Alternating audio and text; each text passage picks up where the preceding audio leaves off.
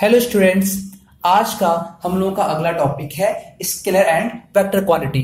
आज हम लोग स्केलर और वेक्टर क्वांटिटी के बारे में जानने वाले हैं। देखिए, आप इसको बहुत आसानी से समझिएगा कि क्लास 11 में ये डिटेल में है, लेकिन आप लोग अभी बच्चे हैं, छोटे से हैं, तो इसलिए अभी आप लोगों को स्केलर और वेक्टर में बहुत ज्यादा नहीं पढ़ना है, तो उतना ही पढ़ेंगे जितना आपके सिलेबस में है। फिर भी मैं स्केलर और वेक्टर को बताने से पहले आप लोगों को बताना चाहूंगा कि फिजिकल क्वांटिटी क्या होता है, कि कहीं ना कहीं इस स्केलर और वेक्टर का रिलेशन इस फिजिकल क्वांटिटी से है। तो फिजिकल क्वांटिटी क्या होता है, पहले आप ये देखिए। फिजिकल क्वांटिटी, फिजिक्स में या कहीं भी फिजिकल क्वांटिटी अगर वर्ड आता है तो इसका मतलब होता है वो सभी क्वांटिटी जिसको आप मेजर कर सकते हैं वो फिजिकल क्वांटिटी का कहलाएगा। ठीक है, जो मेजर हो सकता है, कैन बी मेजर, शॉर्टकट में आप बोल सकते हैं। ठीक है, तो वो सभी चीज जो मेजरमेंट कर सकते हैं आप उसको फिजिकल क्वांटिटी बोलेंगे। अब एग्जांपल के तौर पे आप क्या क्या मेजर कर सकते हैं। एग्जांपल के तौर पे आप टाइम, 2 घंटा, 3 घंटा, 4 घंटा, कुछ भी आप मेजर कर सकते हैं। टाइम, किसी ऑब्जेक्ट का लेंथ, ये भी आप मेजर कर सकते हैं। ठीक है, दूरी, डिस्टेंस, आप ये भी मेजर कर सकते हैं। ठीक है, किसी का स्पीड आप ये मेजर कर सकते हैं कि स्पीड कितना है, वेलोसिटी कितना है। ठीक है, फोर्स कितना लगा रहे हैं, एक्सेलरेशन कितना है, शॉर्टकट में एक्सेलरेशन लिख रहा है ऐसे। ठीक है, मास कितना है, वेट कितना है, ये सभी कुछ मेजरेबल है, इसलिए ये सभी फिजिकल क्वांटिटी कहलाएंगे। ठीक है, अब बात करते हैं मेजरमेंट का। हम लोग क्या मेजर करते हैं, जब भी हम किसी को मेजर करते हैं तो उसका वैल्यू मेजर जरूर करते हैं। जैसे एग्जांपल के तौर पे कोई आपसे पूछ रहा है कि टाइम कितना है। आपसे क्या पूछ रहा है कि टाइम कितना है अभी, तो आप बोलेंगे मेरे पास ज्यादा टाइम नहीं है, सिर्फ 2 घंटा है, तो आपने टाइम का वैल्यू मेजर किया। ठीक है, अच्छा इस ऑब्जेक्ट का लेंथ कितना है, 10 मीटर है, आपने ऑब्जेक्ट का लेंथ मेजर किया। डिस्टेंस, अरे ये तो बहुत दूर है, 500 किलोमीटर दूर है, तो आपने डिस्टेंस मेजर किया। किस स्पीड से दौड़ रहा है, अरे ये तो बहुत स्पीड से दौड़ रहा है, 10 मीटर पर सेकेंड से। वेलोसिटी कितना है, 15 मीटर पर सेकेंड। कुछ लोगों को स्पीड और वेलोसिटी में कंफ्यूजन होता है। ठीक है, ठीक इस तरह से एक और एग्जांपल है डिस्प्लेसमेंट, जो मैंने यहाँ लिखा नहीं है। तो कुछ लोगों को हमेशा प्रॉब्लम होता है कि डिस्टेंस और डिस्प्लेसमेंट में क्या फर्क होता है। तो ये फर्क मैं आप लोगों को आगे आने वाले टॉपिक में समझाऊंगा, क्योंकि आपके सिलेबस में डिस्टेंस भी है, डिस्प्लेसमेंट भी है, वेलोसिटी भी है और स्पीड भी है। ठीक है, तो ये वहां मैं बता दूंगा। फिलहाल ये एग्जाम्पल है, अभी फिलहाल आप ऐसे समझिए कि आपके हिसाब से स्पीड वेलोसिटी एक जैसा ही है, लेकिन फर्क मैं आपको बाद में बताऊंगा। तो velocity 10 metre per second, force 10 newton, acceleration 5 metre per second square, mass 10 kg, weight 10 newtons. तो ये सब कुछ आप मेजर कर सकते हैं। जब भी हम किसी चीज को मेजरमेंट करते हैं तो क्या मेजर करते हैं, उसका वैल्यू मेजर करते हैं। और फिजिक्स में वैल्यू को हम लोग वैल्यू ना बोल करके उसके वैल्यूज को हम लोग डायरेक्टली बोलते हैं मैग्नीट्यूड। तो सिंपली जब भी हम किसी चीज को मेजर करते हैं तो उसका क्या मेजर करते हैं, उसका मैग्नीट्यूड मेजर करते हैं। और क्या मेजर कर सकते हैं, तो और मेजर कर सकते हैं डायरेक्शन के बारे में। लेकिन मसला ये है, डायरेक्शन सबके पास नहीं होता है। जैसे टाइम का कोई डायरेक्शन नहीं होता है, लेंथ कुछ भी है, इससे डायरेक्शन क्या मतलब है। आप ऐसा थोड़ी ना है कि आप पश्चिम की तरफ मुंह करके खड़े होंगे तो ज्यादा लंबे हो जाएंगे, दक्षिण की तरफ मुंह करके खड़े होंगे तो कम लंबे रहेंगे। आप अपना फेस कहीं भी रखिए, आप अपना टिल या झुकाव कहीं भी रखिए, किसी भी डायरेक्शन में जाइए आप, आपका जो लेंथ है, सपोज मेरा लेंथ 5 फुट 8 इंच है, तो मैं किसी भी डायरेक्शन में रहूं मेरा ये लेंथ 5 फुट 8 इंच ही रहेगा। ये डायरेक्शन पे डिपेंड नहीं होता है, इसका कोई डायरेक्शन नहीं होता है।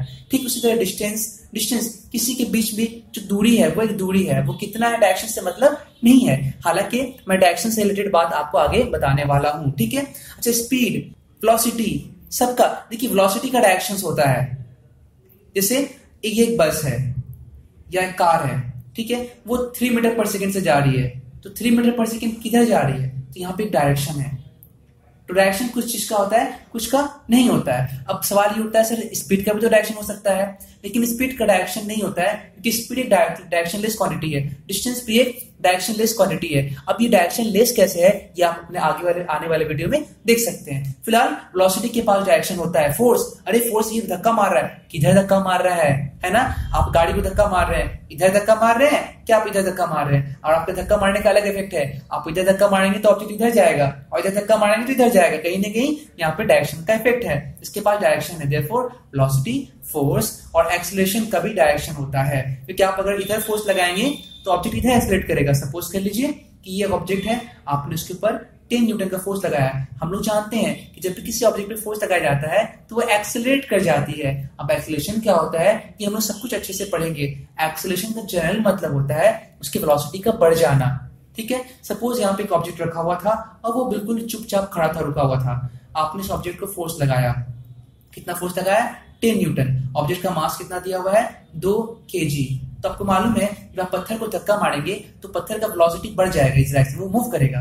तो वेलोसिटी बढ़ने का मतलब कि वो आगे जाएगा, शिफ्ट होगा अपने आप को।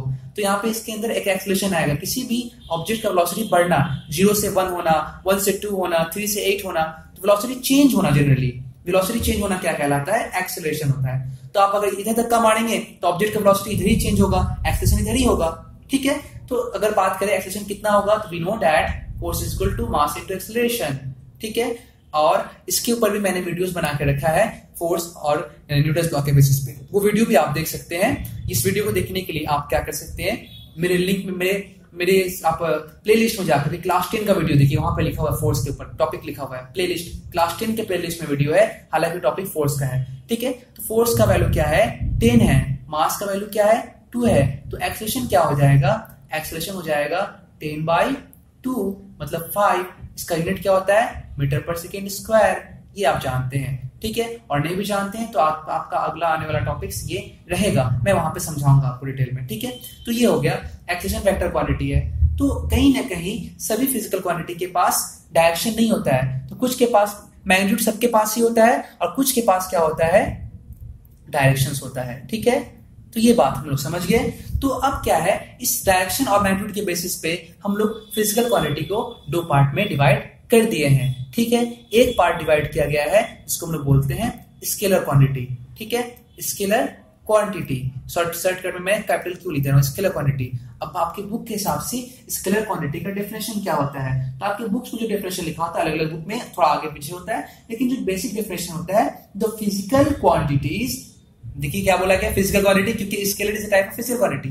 ठीक है, the physical quantities which are expressed in magnitude only are called scalar quantity. They do not have any direction. समझ गए ना? वो फिजिकल क्वांटिटी जिसके पास सिर्फ मैग्नीट्यूड हो, डायरेक्शन ना हो, ऐसी फिजिकल क्वांटिटी को अब क्या कहेंगे? स्केलर कहेंगे। तो देखिए टाइम के पास क्या है? ओ सिर्फ मैग्नीट्यूड, लेंथ के पास सिर्फ मैग्नीट्यूड, डिस्टेंस के पास सिर्फ मैग्नीट्यूड, इसके पास सिर्फ मैग्नीट्यूड। ठीक है, therefore अकॉर्डिंग डेफिनेशन, ये अगर बात करें तो ये भी फिजिकल क्वांटिटी है, फिजिकल, ये सारा फिजिकल क्वांटिटी है, लेकिन इस फिजिकल क्वांटिटी में इनके पास सिर्फ मैग्नीट्यूड है, इसलिए इन फिजिकल क्वांटिटी का नाम क्या आपको बोल दिया गया? इनका नाम बोल दिया गया स्केलर क्वांटिटी। तो स्केलर क्वांटिटी के पास ओनली क्या होगा? ओनली मैग्नीट्यूड होगा। डेफिनेशन मैंने आपको बोल दिया, मैं लिखूंगा तो आपको बोरिंग फील होगा, इसलिए मैंने बोल दिया, आप उसको धीरे से लिख ले, सिर्फ मैग्नीट्यूड होगा। एग्जाम्पल में आपके पास मैंने एग्जाम्पल यहाँ लिख दिया है। ठीक है, दूसरा क्या हो गया? दूसरा हो गया वेक्टर क्वांटिटी। वेक्टर क्वांटिटी, अब सिंपल सा बात है, वो फिजिकल क्वांटिटी जो मेजरेबल है और उसमें दोनों ही है, मैग्नीट्यूड भी है और डायरेक्शन भी है। तो ये ऐसा कौन सा है? अरे ये है, इसके पास मैग्नीट्यूड भी है, डायरेक्शन भी है, मैग्नीट्यूड भी है, डायरेक्शन भी है, मैग्नीट्यूड भी है, डायरेक्शन भी है। तो वो फिजिकल क्वांटिटीज जिनके पास मेजरमेंट करने आप जाएंगे तो आप 2 चीज मेजर करेंगे, आप उसका वैल्यू भी मेजर करेंगे और आप उसका डायरेक्शन भी मेजर करेंगे। तो इसके पास देखिए यहाँ पे सिर्फ m for magnitude, m for magnitude और m फॉर मैग्नीट्यूड, इसके पास भी मैग्नीट्यूड, लेकिन इसके पास क्या है? Magnitude plus direction, magnitude plus direction. तो देयरफॉर ये वो फिजिकल क्वांटिटीज है जो वेक्टर है और ये वो फिजिकल क्वांटिटी है जो स्केलर है। तो इसका डेफिनेशन क्या होगा? आप समझ गए हैं। तो सिंपल कंसेप्ट क्या है? having both simple concept, having both magnitude and direction। ठीक है ना, ये बेसिक सब पॉइंट है, लेकिन डेफिनेशन आपको जो एग्जाम में लिखना होगा तो आप डेफिनेशन क्या लिखेंगे? तो डेफिनेशन आप सिंपल एक वेक्टर का डेफिनेशन लिखेंगे। क्या लिखेंगे डेफिनेशन? The physical quantities, क्योंकि vector quantity is a type of physical quantity, क्योंकि ये मेजरेबल है। The physical quantities which are expressed in magnitude as well as direction are called vector quantity। फिर से सुन लीजिए, the physical quantities which are expressed in magnitude as well as direction are called vector quantity। इसका example क्या होगा आपको यहाँ पे, आप उसको यहाँ से नोट कर लेंगे। तो ये रहा आपका आज का स्केलर वेक्टर कंप्लीट। ठीक है, उम्मीद है आप लोग इसको अच्छे से पढ़ेंगे और पढ़ने के बाद अगर किसी स्टूडेंट्स को, चाहे वो मेरा अपना पर्सनल स्टूडेंट्स हो जो मुझसे क्लासेस कर रहे हैं, या फिर कोई भी स्टूडेंट जो यूट्यूब पे मुझे फॉलो कर रहा है या मेरे क्लासेस को देख रहा है या मेरे वीडियोस को देख रहा है, तो वो मुझे अपने किसी भी डाउट को इस नंबर पे भेज सकता है 8013082526। ये मेरा व्हाट्सएप नंबर है। मैं कोशिश करता हूँ हर स्टूडेंट के डाउट को सॉल्व करूं और उसको भेज दूं। ठीक है, होप है आप भी पूछेंगे। और अगर आपको मेरा वीडियोस अच्छा लग रहा है तो प्लीज आप मेरे वीडियोस को लाइक करें, सब्सक्राइब करें, बेल आइकन को दबाएं, और अगर आपके लिए पॉसिबल है तो अपने फ्रेंड्स के बीच शेयर भी करें। इससे मेरा फायदा होगा और मुझे काम करने में एनर्जी मिलेगा और बहुत खुशी भी होगा। शुक्रिया, धन्यवाद। आज के लिए इतना ही काफी है। नोट कर लीजिए आप इसको।